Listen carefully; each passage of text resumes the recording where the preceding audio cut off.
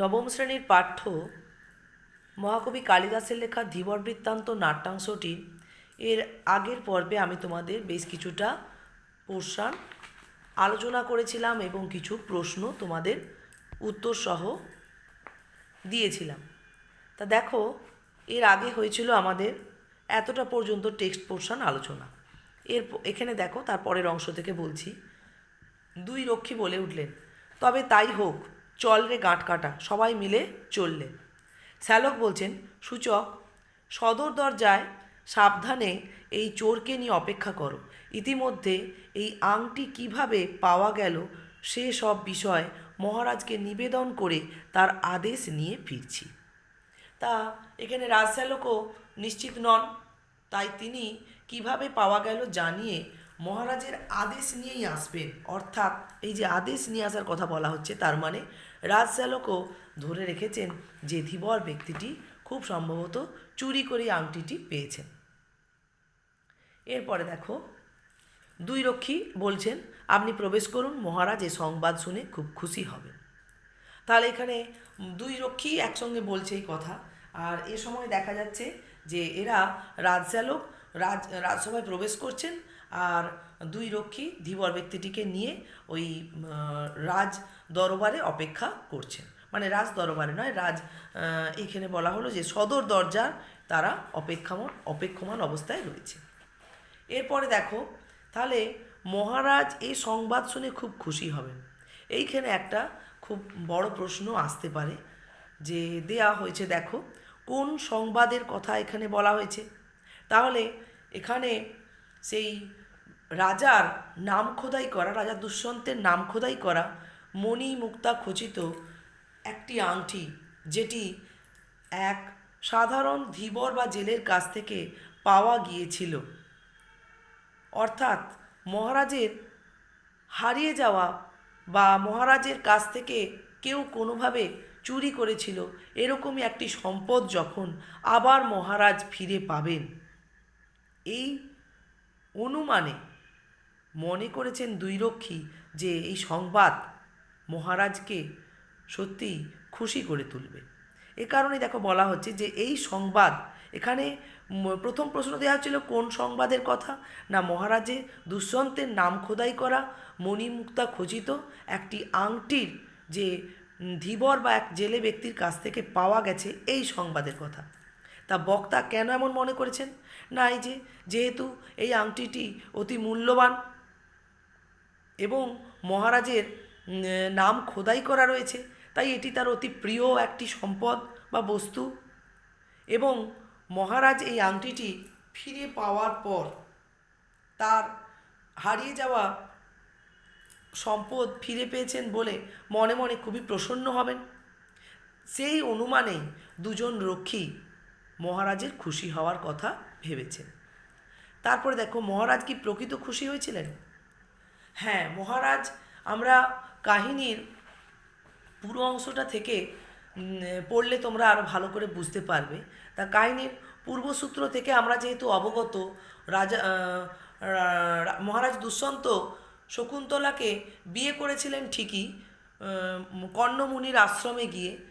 পরবর্তী সময় তিনি তাকে রাজসভায় ফিরিয়ে নিয়ে যাওয়ার প্রতিশ্রুতি দিয়েছিলেন, কিন্তু তিনি কোনোভাবেই আর শকুন্তলাকে নিয়ে আসতে যান না। তাই শকুন্তলাকে যখন কর্ণমুনি লোকজন সহকারে রাজ দুষ্যন্তের সভায় পাঠিয়েছিলেন, সেখানে দুর্বাসা মুনির অভিশাপ বশত রাজা দুষ্যন্ত শকুন্তলাকে আর কোনোভাবেই চিনতে পারলেন না।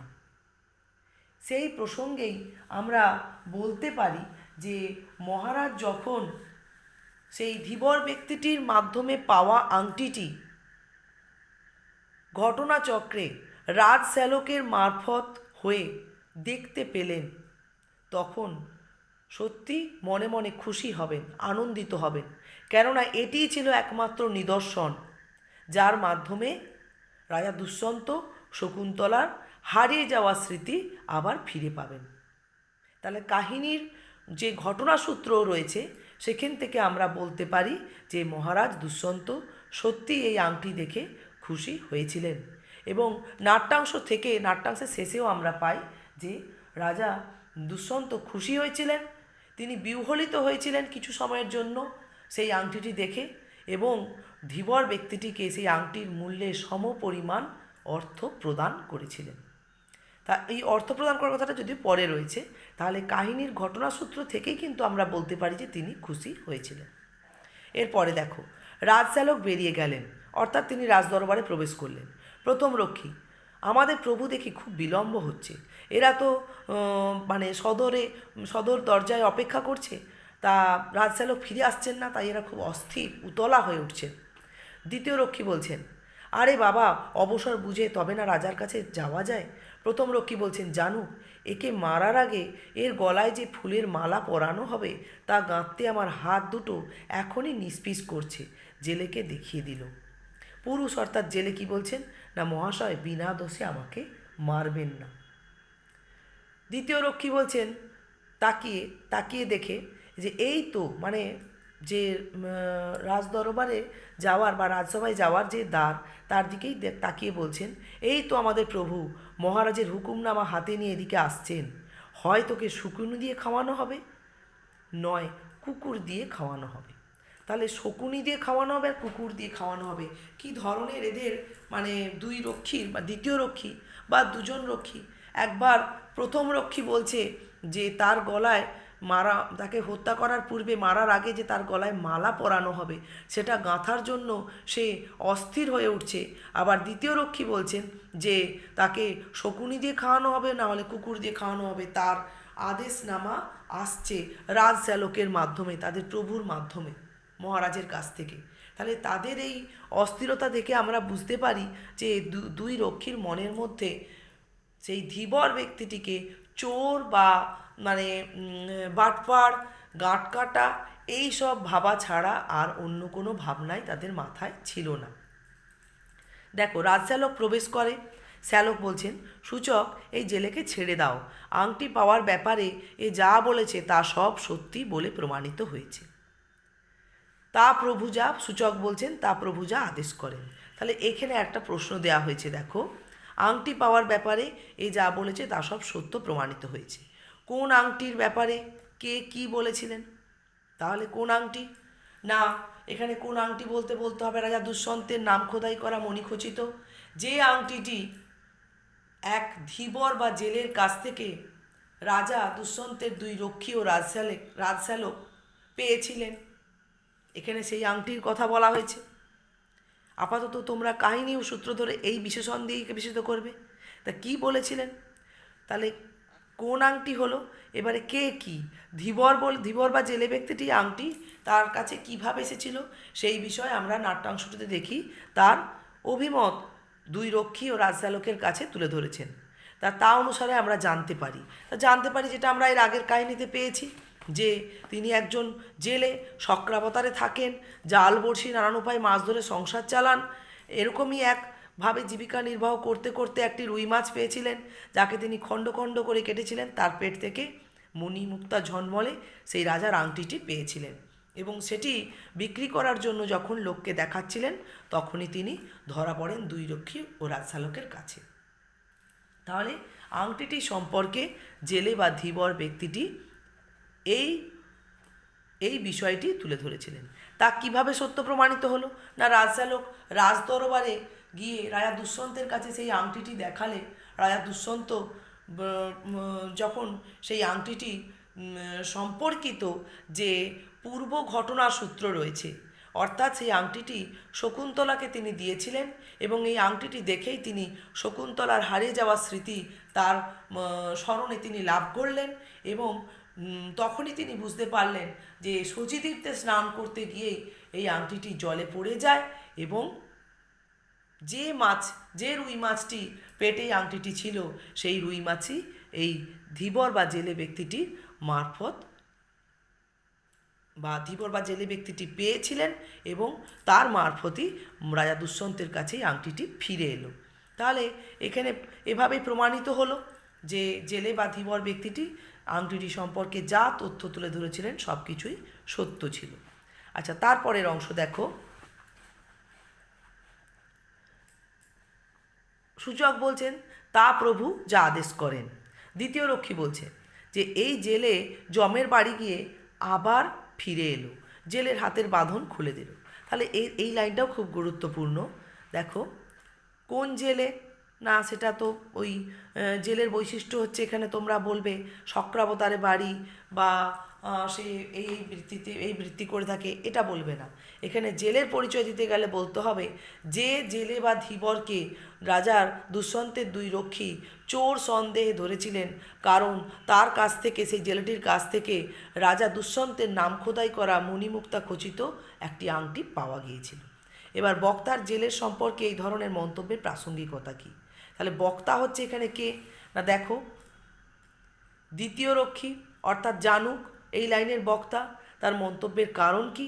না, শুরু থেকে তাকে, কাহিনীর শুরু থেকে, এই যে আমি এইখানটা আলোচনা করতে গিয়ে বললাম, কাহিনীর শুরু থেকে আমরা দেখেছি যে দুই রক্ষী এবং রাজশ্যালক কেউই কিন্তু তাকে একেবারে তার কথায় ভরসা করতে পারেননি, এবং দুই রক্ষীর মন্তব্যতে উঠে এসেছে যে এই ব্যক্তিটি, ধীবর ব্যক্তিটি চোর, বাটপাড়, এবং সেই রাজা দুষ্যন্তের আংটিটি যেভাবেই হোক চুরি করেছে এবং তার শাস্তি অনিবার্য।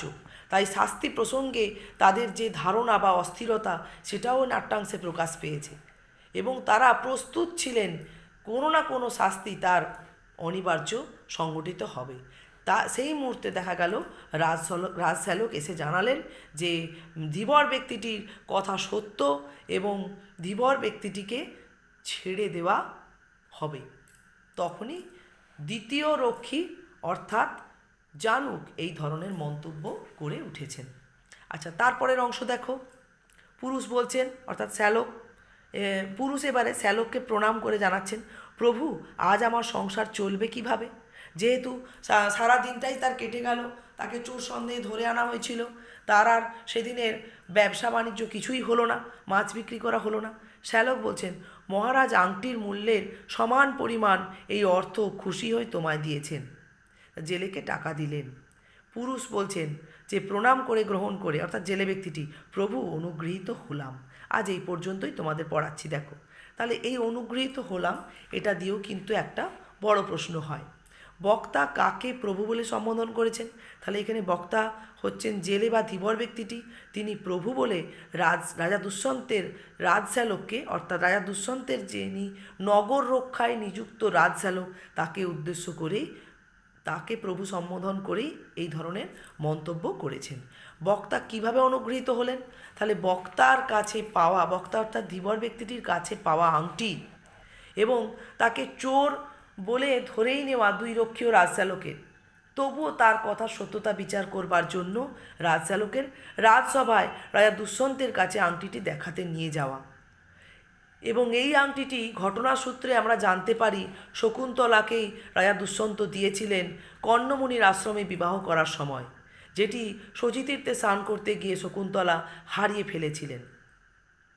আর রাজা দুষ্যন্ত ও দুর্বাসা মুনির অভিশাপে শকুন্তলার স্মৃতি তার মন থেকেও হারিয়ে ফেলেছিলেন। আর এই আংটিটি দৃষ্টিগোচর হওয়ার পরেই রাজা দুষ্যন্তের শকুন্তলার স্মৃতি ফিরে আসে। তাই তিনি কিছু সময়ের জন্য খুব গম্ভীর স্বভাবের হলেও বিহ্বলিত হয়ে পড়েন। তাই কাউকে কিছু জানতে না দিলেও আমরা ঘটনা সূত্রে এই বিষয়টি অবগত হই, আর তিনি খুশি হয়ে রাজশ্যালকের হাতে এই আংটির মূল্যে সমপরিমাণ অর্থ ধীবর ব্যক্তিটির জন্য পাঠিয়েছিলেন। তাই ধীবর ব্যক্তিটি রাজশ্যালকের কাছে আনুগত্য জানিয়ে বা বিনয়ের সঙ্গেই অনুগ্রহ লাভের জন্য খুশি হয়ে, বা এই অনুগ্রহ লাভ করার জন্য খুশি হয়ে এই ধরনের মন্তব্য করেছেন, বা এভাবেই ধীবর ব্যক্তিটি কাহিনীতে অনুগৃহীত হয়েছিলেন। তাহলে এতটাই তোমরা তৈরি করো। অনেকগুলো প্রশ্নই আজকে তোমাদেরকে দেয়া হয়েছে, 4-এর দাগের, 5-এর দাগের, 6 আর 7, বেশিরভাগগুলোই তোমার সবই প্রায় 5 নাম্বারেরই প্রশ্ন, মানে ছোট ছোট বিভিন্ন পার্ট জুড়ে জুড়ে। তা বাকিটা আমরা পরের দিনে আলোচনা করব।